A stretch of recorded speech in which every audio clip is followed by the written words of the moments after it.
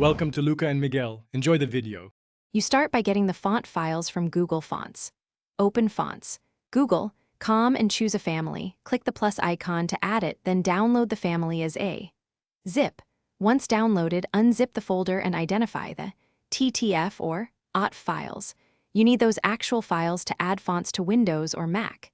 This is the first actionable step because Word uses system fonts, so once you have the files, proceed to install them into your operating system. Now you install the fonts into your operating system so Word can see them. On Windows, right-click the TTF or OT and choose Install or Install for all users. On Mac, double-click and use FontBook's Install Font. Make sure to install for all users if you need the font available to other accounts. Once done, close Word entirely and reopen it to refresh the font list. Word caches fonts, so restarting ensures the new family appears in the font dropdown. Finally, apply the font inside Word and handle a common problem. Select your text, open the Home ribbon font dropdown, and choose the new Google font. Adjust size and styles as needed.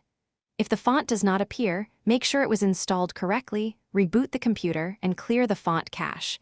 These steps resolve most issues. Also, when sharing the document, embed the font via File, right arrow Options, right arrow Save, right arrow Embed fonts in the. Thanks for watching and please subscribe. It's the best investment you'll ever make.